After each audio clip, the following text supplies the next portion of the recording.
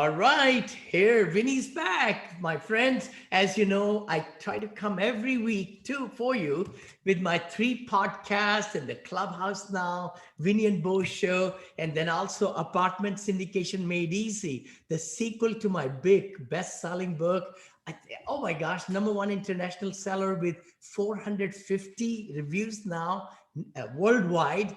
And I hope you are really enjoying that book. Then I wrote the second book, which was The Positivity Brings Profitability. And the third book on senior living is just about ready. So that should be coming out. Again, I do this podcast for you.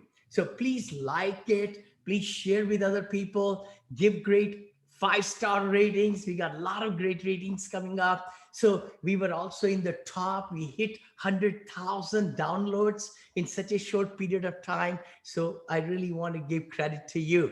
And thanks for giving great comments. Today we got a great guest, Travis Watts. How are you, Travis? Vinney, thrilled to be here, man. Big fan. Thanks for having me. Oh, thank you. You know, Travis is a full-time passive investor. He has been investing in real estate since 2009, actually. And today he's actually with me from Denver, Colorado, but he lives in Florida, in Celebration, Florida, I think you mentioned. Yep. Travis is also the director of investor relations at Ashcroft Capital. You know, I've been on Joe Fearless show twice. And I met him also there at Michael Blank's. We're all in the family there.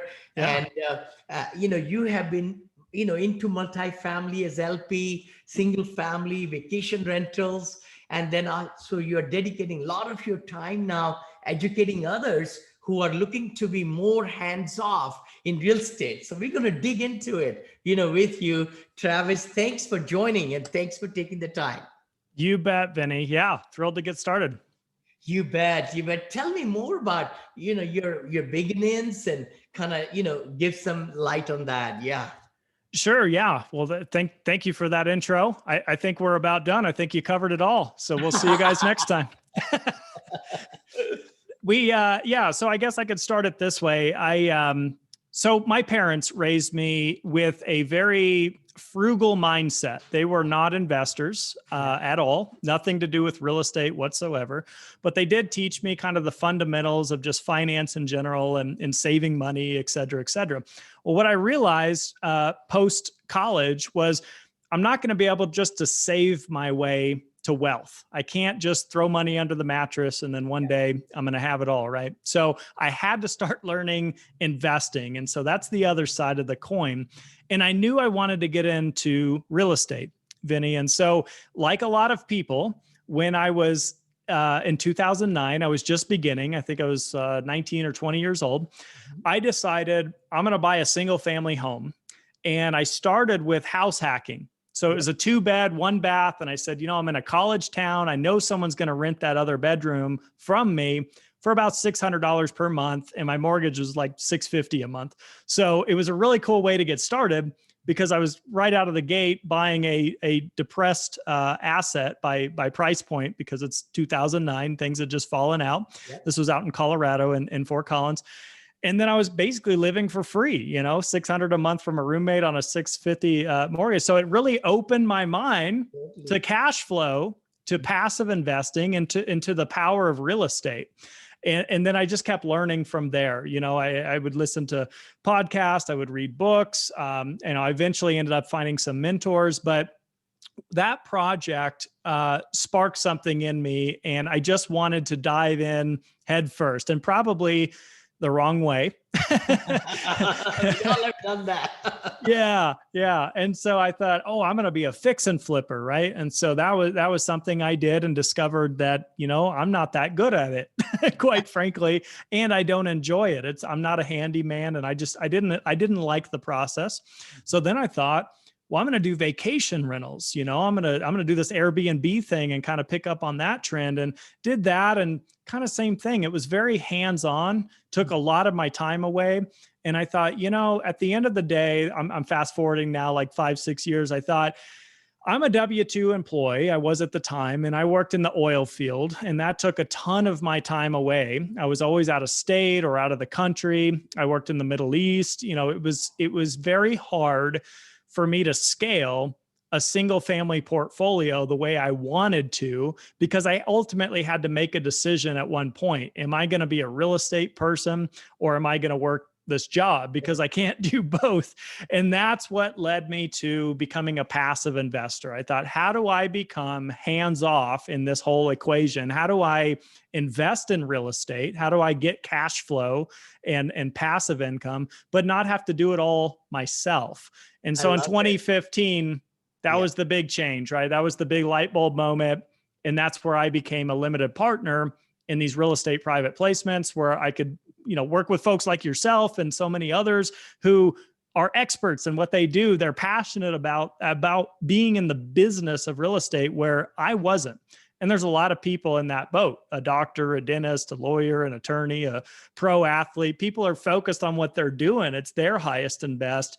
That may not be active real estate. And so that was the big, that's the story in a nutshell, Vinney. Oh, I love it. I totally love it, because, we have always felt that 14 years I've been in this business, that investors are gold, especially passive investors are gold, residents are gold, team members are gold, because we are vertically integrated, all our management and everything, asset managers, everybody's all on our payroll. And then our in-house team, accounting department, HR, everything. And then comes, the vendors are gold, right? So I always say that we just finished actually full 2 day seminar on our very first ever. That's the Passive Wealth Symposium. And we had 16 top-notch, presenters, and not for syndicators. It was designed for very high net worth people, and we recorded and everything. I'm just going to say, it's amazing, because tell us more. How did you get into limited partnership? What did you have to look into to vet the syndicators? I mean, there are good ones, there are bad ones. I mean, there are risks involved, all that stuff, right? Exactly. Yeah. And the way I frame this is, the mistake that I made was thinking I could do it all on my own. I don't need a mentor. I don't need a coach. I don't need training. Real estate's simple. I'm going to just go out there and do it myself. That was a big mistake. And so in 2015, that's where I started joining more of these networking the conference like you just put on, local groups, et cetera. And that's where I decided, okay, I threw in the towel and I said, okay, I really do need help, I guess. And I really do need to learn how to be more passive in this business. And the first time I had heard of a syndication or a real estate private placement, I was a bit skeptical, because I was looking at a pro forma, the projected returns. And I'm saying, wait a second, you're saying I could maybe make the same that I'm making right now, but I'm doing all the work, and I don't have to. It just seemed too good to be true. So I got started with one private placement, one operator. They were local to me at the time. I put in the minimum investment, and I said, I'm just going to try this out. I was still a little skeptical. So I gave it about 6 months. And the distributions came through every month. The reporting came through. Anytime I had a question, I could just call and get an answer. And I thought, this really is, for me at least, the solution. This makes a lot of sense. And so to the point that a lot of other folks are in a similar boat. So yeah, there was a lot of lessons learned in those first couple of years of partnering with people. To your point, how do you know? How do you find the teams in the first place? How do you know if a deal is a good deal or a bad deal, et cetera? So the way I kind of look at this from a high level, I'm going to simplify it for everybody listening. There's 3 risk points, in my opinion, that you need to consider from a high level. There's the operator, the sponsor, the general partner, the team, let's just call it the team. 2 is the market. What market are you buying in, and why, and what are, the stats and facts to the market? And then 3 is the deal itself. And what I see a lot of LPs like myself, a big mistake, I think, myself included, that I made was I was only looking at the deal in the beginning. I was just saying, show me the deal, show me the numbers. What am I going to make? And I wasn't thinking about how important the team is and can they actually execute the business plan? Is Yes. this is this actually realistic, or are they just being super aggressive and saying, we're going to quadruple your money? So you really have to be diligent, and it takes some education. So glad that you do these conferences, you write these books, you offer these programs, and so many others do as well, because that is key. You have to have a foundational education in the space, especially if you're going to be active. But even being passive, you have to understand terminology and what are cap rates all about. What does break-even occupancy mean? Things to look out for in markets. So my journey's been going through those three and primarily vetting out teams and operators to work with, making sure we're in a growing, expanding, diversified market. People and businesses are moving there. And of course, that you're doing a good deal. You're not overpaying for a deal, and that the underlying metrics on the deal make logical sense, and that they're being conservative on the underwriting. The assumptions. That's right. I'm so glad you used the word conservative, because you could really flip some numbers around very Yes. quickly in the Excel worksheets, and the numbers can go from 10% return to 20% return, and you won't even know where it was changed and where. Yes. But the key thing is what you just also said. It's the team, the top sponsor, the GPs. How many GPs are there? How many cooks in the kitchen, I call it, Yeah. If there are too many cooks, too many chefs, then something is going to burn the recipe. Yep. That's a great analogy. That's exactly it.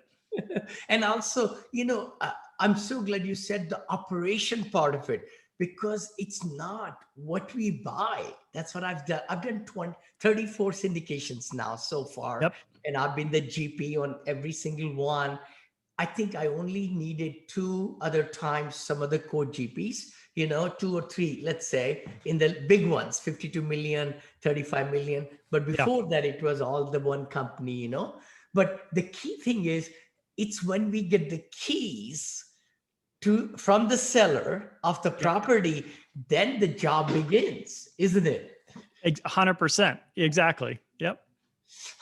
So tell us more then, how should a new somebody, let's say a doctor, right?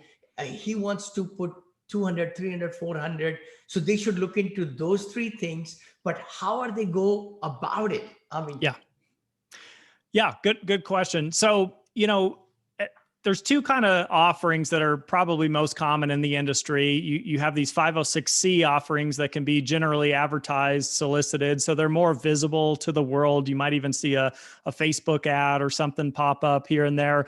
Then you have 506B, B as in boy, where you may find the company that says, we're a multifamily investment firm, but they're not going to be showing you any deals, through their website or what have you. And so it's a little bit harder to get to know what they're really about and what they're doing. So ultimately, in my opinion, this is a relationship business, like many different businesses, right? So you have to network. That's the power of these real estate groups and these ecosystems and these educational things that you can get into, is meeting other people and asking around. My perception in the beginning was there's not that many of these deals that exist because I don't see them anywhere. But now it's the opposite. It's like, wow, everybody's doing a deal. How do I pick? And that took a few years to go about it. So I think the first step is the education piece, the book or the seminar or the training or the coach or the mentor, to understand the foundation. Number 2 is decide what your criteria is. Okay, what do you like, and how do you decide that? Well, what's your goal? What are you trying to do? People have different goals. John over here, as an example, wants $10,000 a month in passive income or cash flow. Sally over here wants a $3 million net worth so she can retire in 30 years. Well, those are way different. She might be using IRA funds. He may need the cash flow right now. So you have to decide: new development, opportunistic, value add, etc., monthly distributions, quarterly, no cash flow. There's so many different pieces here. Do you like the Sun Belt regions? Do you like the coastal markets? I mean, do you like mobile home parks? Do you like senior living? Do you like multifamily? There's a lot of things that you couldn't really decide on your own until you had the foundation built, till you had the education. So you want to form your own criteria based on your own goals, your own objectives. Then you're going to go seek out through word of mouth and through networking operators in the space that are doing what it is you're looking for. And that's kind of been my process. And so now I've narrowed it down to where I know my criteria quite well. And so when someone sends me a deal randomly and it doesn't match up at all, I can quickly just ignore or delete, because that's nothing I'm ever going to do. And I know why. And so otherwise you get caught up, or many people, I should say, myself included in the beginning, get caught up in analysis paralysis. Is like, do I do this deal or this deal or this deal or this? And all of a sudden you're looking at 50, you can't make a decision. It gets really complex. So I think those are some of the first steps for somebody, doctor, dentist, lawyer, attorney, business owner, et cetera, is, get the book, join the program, do the conference, whatever, write down your goals and criteria, seek out operators doing deals just like that. Excellent, excellent. And again, you got to really feel the trust, the transparency. Yes. It's a hard-earned money. I tell all my investors, we have about 400 investors now. Thankfully, I started with one, and now we have over 400. We could raise 6 to 10 million in few days, because they are always, looking for new things. But the key factor is, as a sponsor, and as a sponsor like me, but other people, the limited partners, entrepreneurs, or the investors should feel comfortable, and they should ask every question that they can come up with, to make sure that they are getting satisfactory answers, how quickly they are getting them, and are the people able to share the information with them, or hesitant about it, right?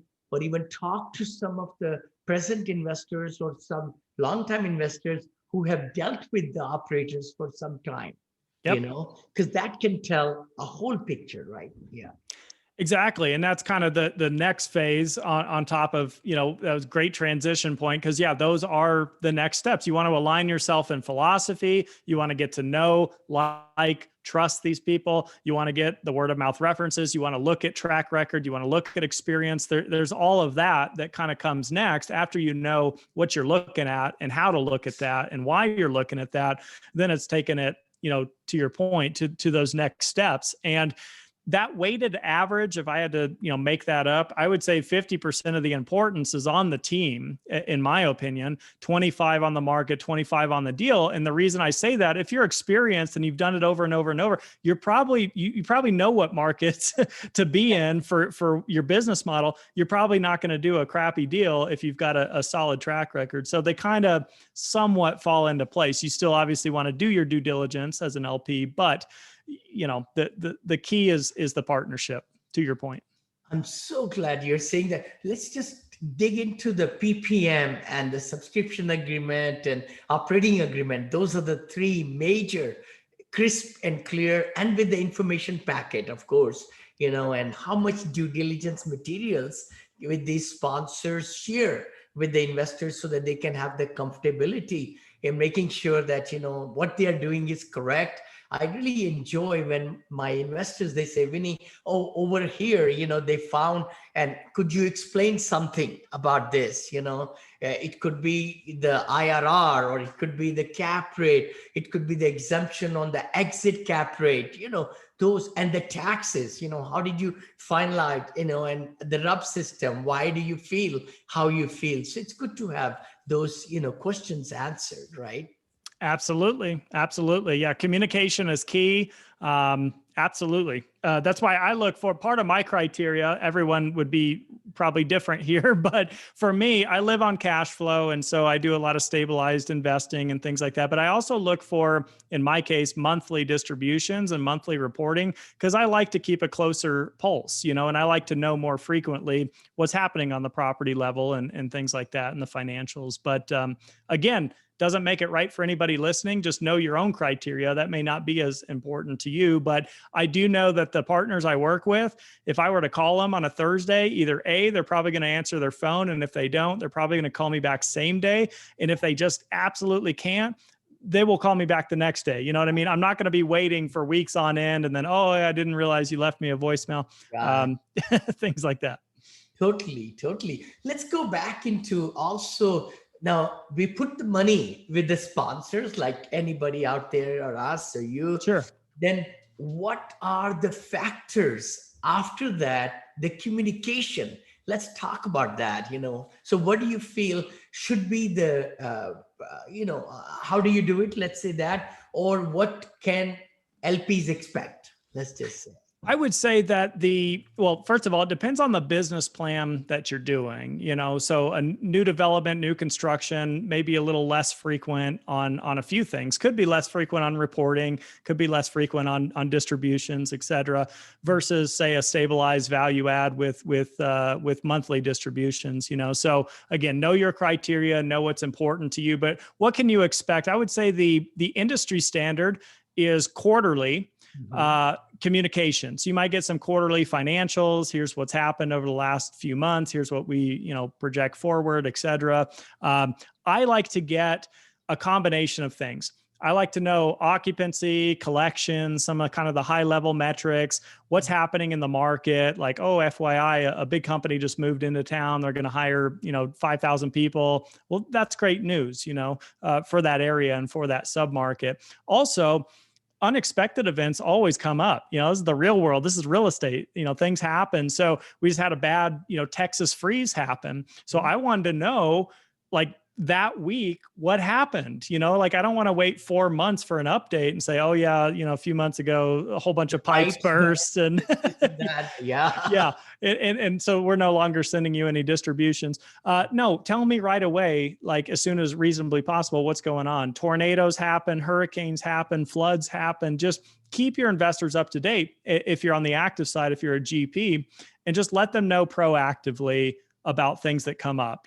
Kitchen fires happen, all kinds of stuff, right? And yeah, to put it in a nutshell, it's fine to do quarterly reporting, but when the one-offs come up, make sure you address that, or else you're going to be getting a flood of emails as you know, from investors. What happened? Tell me what's going on with the property. Totally. No, I agree with you. Actually, my mentor many years back, 14, 15 years back, taught me, and I have kept that way. Once we close on the property, by the way, listening to me, anybody, we do 1 month later a Zoom meeting, and I go over the closing statement, because I want my investors to know what really happened. This is the documentation.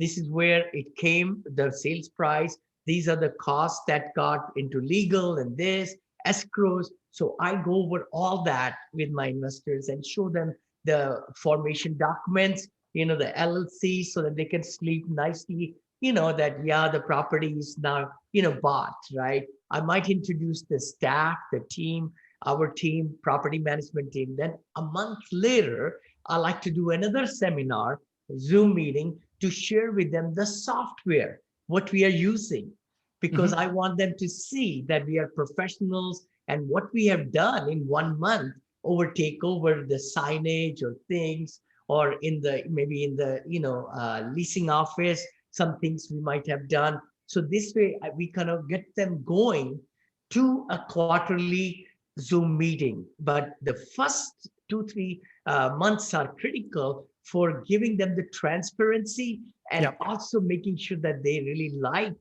and bring pictures to them, lots of pictures. I believe in that, because a lot of investors will never take the time to drive or fly to the property. So I ask my managers, always giving lots of pictures of CapEx and things like that. And then authentication, I think that's a big thing.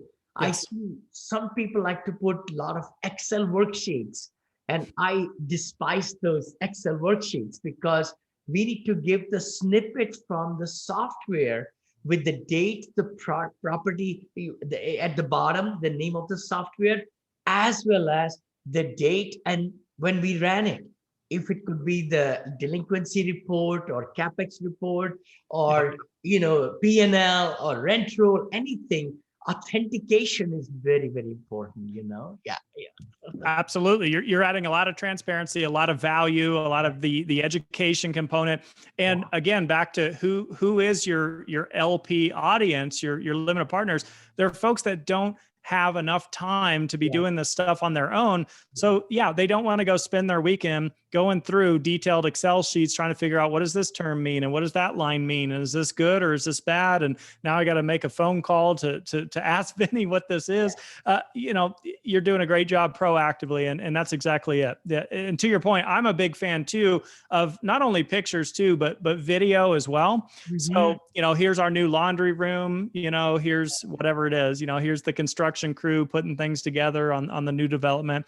Big fan of that too. So anything you can do to drive value that way is huge. Saves me a lot of time. I don't feel obligated that, boy, I ought to go book a trip out there and go walk this thing because I don't know that they're really doing what they say they're doing. You don't want that uncertainty. You do want the authenticity and the transparency. Good stuff. So true. Totally transparent, and they can ask for anything and everything. And the good part is also, again, you might have been already doing it, but like every quarterly meeting, when I know that the investors are going to go through the whole PowerPoint recording, because we do the recording, majority of the people show up, but many don't. Yeah. So then we send the link back to everybody, and then they look at the recording, video presentation. So I always sell my next deal at the end of the quarterly meeting. Because I know all my investors are going to go to the end anyway. So that's what I've been doing for 14 years. I've never done a webinar to raise money. Yeah. Never done it. It's ridiculous. I know a lot of people ask me this. What the heck? We don't see you webinar, you're not inviting anybody or like that. That's what I've done. So I always kept on putting my sales, where I'm going, what properties I'm looking at, all that at the end of quarterly meetings. So this way we have 15 properties, let's say at a time, then all 15 reports will have the same new offering information. It's not what you call it, PPM or anything, but information package, So then we just send them the soft commitment and they just click on it and say, yes, put me down for 200, 400, only to the people we already know, right? Yeah, exactly. 506B, 506. Okay. Good. Great tip. Now, 506C, my first ever. So we are starting that in about a couple of weeks. Yeah. Okay, cool. Yeah, it's exciting. Yeah, Ashcroft moved to that, I think, in 2020. So 2020, awesome. Tell me more about it then. So this is a fund, which is a 506C. Yeah. And advertising. Tell me more and how you're paying the investors, and are you doing the waterfalls in there? Is it diversified? Tell me more about it. Yeah. Sure. Yeah. And just a quick disclaimer and legal caveat. It's really a conversation that I should be having one-on-one with investors. Yes, we can talk about it and we can generally advertise it because it is a C. But basically what Ashcroft Capital does with Joe Fairless and the firm, been an investor 4.5 years with them in multiple deals. We do value add plays over about a 5-year hold on, probably a B- property. So 1980s, 1990s, early 2000s, taken basically kind of like a B- to a B+, mostly selling, sometimes to institutional buyers, et cetera, but we're doing like lighter value add plays. And so, Ashcroft has a fund. It's for accredited investors only. 25K minimums and stuff like that, monthly distributions, monthly reporting. But happy to connect with anybody. If you want to learn more at the end, just connect with me and we'll have a one-on-one and see if that's a conversation we should have in more detail for sure. Beautiful. Yeah, that's how we are doing. In ours, actually, it's diversified in the sense that we'll be raising that money to not only do the assisted living construction like equity with the loans, construction loans, we'll be also purchasing the assisted living that we have already built them. We have built 20 of them, and then we purchased them. We were selling them to REITs. So now our fund will be the REIT in our case. So we're buying those assets, and then hospitality, we bought Hilton Garden Inn. We'll be buying some more hotels as the economy gets better with the vaccines and all that. And then we also build multifamily, and we purchase multifamily like the one in Florida and in, what's that? Austin, Texas, and Sure. Tennessee, other places. So like that. But no, it's exciting to have you on board. But share with us, what kind of books you're reading and your mindset, and share with the audience, how do you spend your day and things like that. What motivates you? Yeah. Yeah, the irony, Vinny, of being a full-time limited partner investor is you're not necessarily less busy. Your time just somehow mysteriously drifts into other projects, and you're just as busy, if not more, than you've ever been. So I launched a podcast called The Actively Passive Show with Theo Hicks, part of Joe Fairless's podcast. But just the irony, right? That there are active components to being a passive investor, right? So my weeks, I don't have a defined schedule, but I travel a lot. I try to network a lot. My wife and I, we love, vacationing a lot. And so I'm just connecting with people weekly. I have a little calendar link. People just sign up there, and I just have these 15-minute calls all the time. I'm doing podcasts and speaking with real estate meetup groups and everything like that. So, but I'm a weird exception, to be a full-time LP investor. Again, most folks, it's just, this is a way that you could potentially leverage your cash flow. You could stick to what you do, your highest and best potential, how you make money, what you enjoy doing. And this is just a place that you could potentially park some capital outside maybe the stock market, maybe a little less volatile, a little more stable, consistent, et cetera, things like that. And so I fell in love with the model, as I said, years ago, because I just wasn't that good at being active in real estate. I didn't have the time to dedicate to it. And I just thought this is a great way to partner with folks that know what they're doing more than I do. And there's a lot of folks in that boat. I didn't realize that. I totally agree. I know I wrote the book like Apartment Syndication Made Easy. I should write another book, Apartment Syndication Not Made Easy. Literally, because there are so many facets, there is so much, is involved. Like at the peak, I had 135 full-time team members. Wow. Yeah. 22 or 24 syndications that we did. We were managing and everything. We've sold some, closed the loops and all that. But the exciting part is that it just makes it. The biggest thing I would like to tell the audience is that please make your money move. Velocity is the key, not the dead money. If you have equity, again, this whole program is for entertainment purposes only. I want to say that. My attorney says, these are just our, ideas and things like that, right, Travis? Again, please do consult your attorney and CPA, your financial planner and all that. We are not selling any securities. It's for entertainment purposes only, but the money should make money. That's the thing, because inflation is what, 2%, 3%, it might be 7% this year. They are thinking, and the government, and we just printed trillions of dollars, and then there is more trillions of dollars will be printed. So the value of money is decreasing every day. It really is. Yeah. We may have money in the bank account, but every year it's less and less buying power. So that's why the money which we have, dead money, into real estate or business or anything, I'm getting so fired up about the opportunity zone after so long. Yeah. I didn't know that I could take my stock market gain from last year of 217,000 or something and pay zero tax. It's going to go into opportunity zone.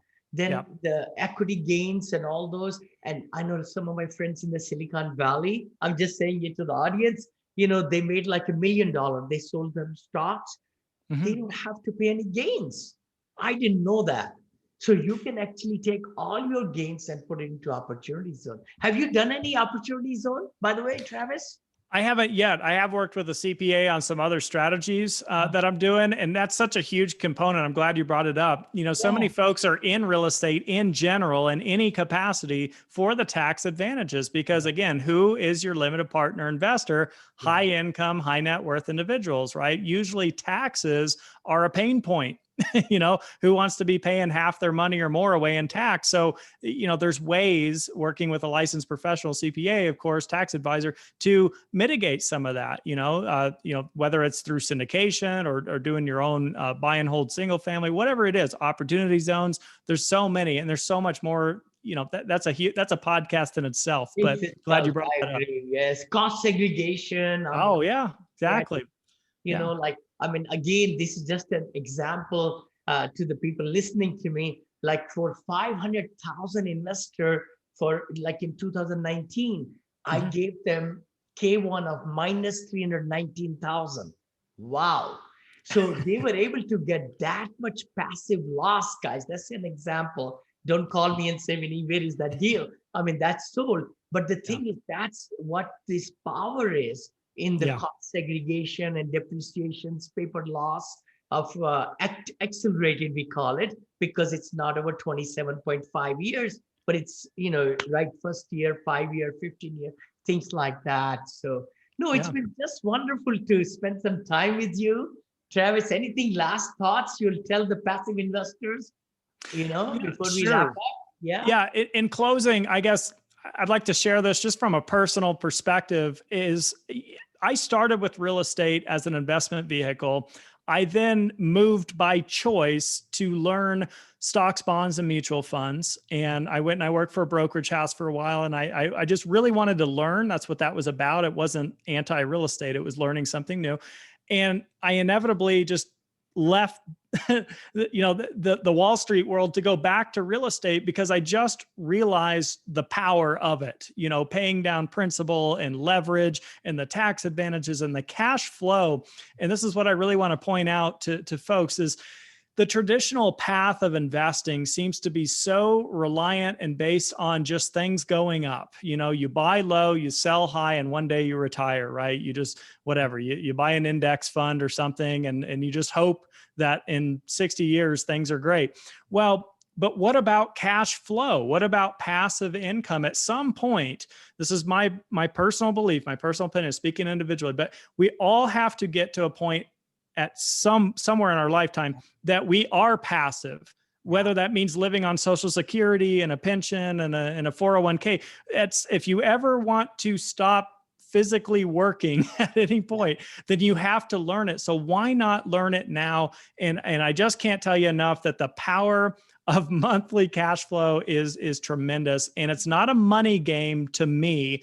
It is about your time freedom. It is what do you want to do with your time, spending more time with kids, traveling more, volunteering more, being more charitable, switching to part-time work because you're overworked like I used to be. Everybody has a why, and a what, but how could cash flow and passive income impact your life? And so that's the whole case just for real estate in general. But that was my biggest lesson learned is invest for cash flow.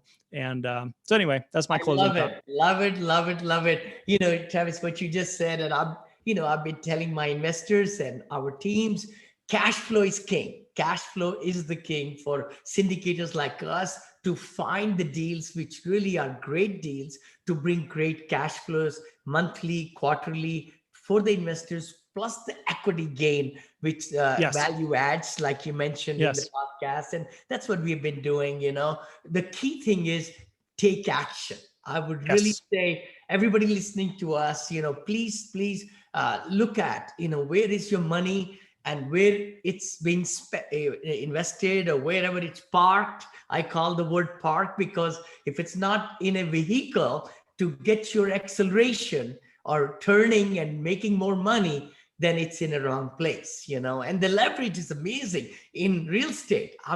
The banks pay for 80% of the loan. We just pay 20 or 30%, 70-30. They believe in the real estate. And in stock market, if I buy Google stock, I have to pay for the whole Google stock. Otherwise, I won't own it. In real estate, I can pay only 20% down or 30% down on the whole thing. So it's a pretty exciting leverage, tax benefits, and the tax 1031s, and the self-directed IRAs, and the Roth IRAs, and the EQRPs. And so this whole symposium, by the way, this is the first ever I did it. I just have go lucky guy. But then this one, we just planned it and advertised for 3 weeks only, I think, got 1,172, passive investors really coming into the funnel. And that was amazing. And we are going to do the evergreen of that. If anybody is interested, by the way, if you didn't really get to know or watch that 2-day session yesterday and day before yesterday, we are putting in a library. And if you'd like to watch the 2 days at your own pace, by the way, and very talented people were presenting, of course, throughout the USA, plus also question answer sessions. There were questions like nobody's business got answered right there, and we recorded everything. So anyway, little promo about the symposium. Vinney is always a salesperson, right? PassiveWealthSymposium.com is where, please. And how can people reach you, Travis, buddy? Yeah, real quick, Vinney, anybody listening, couple things real quick. So as I mentioned, the 15-minute calls I do with people, completely free. There's no upsells. It's just talking passive investing. If I can explain things in more detail, if you're just getting started, whether you're experienced, ashcroftcapital.com/Travis. You can book my calendar right there. I also have a free download. It's a PDF guide. It's called Understanding Real Estate Private Placements. Just 20 pages. Just packed full terminology, how to vet a deal, a sponsor, a market, a lot of things that we talked about, but also a lot more in depth. So no upsells, download that, connect, and I'd love to help anybody I can. Awesome. Hey, thank you so much for spending time with us today. Please do give 5-star ratings, because we will be reaching more and more people. We'll get great guests like Travis. And remember, if you have not bought the book yet or read it, please get the audio version. Oh, we have a Spanish version too now of the book. And of course, audio and the Kindle edition and everything. And thank you again for spending this time. God bless you. See you next week. Thank you, Vinney. Thank you, everybody. Appreciate it so much. Thank you so much. Bye-bye. Be sure to listen to Mr. Smiles next week with more golden nuggets and top-notch coaching tips. You can reach him by going to VinneyChopra.com. Be sure to like, comment, and share to show everyone how Mr. Smiles has brought your apartment syndication business to the next level.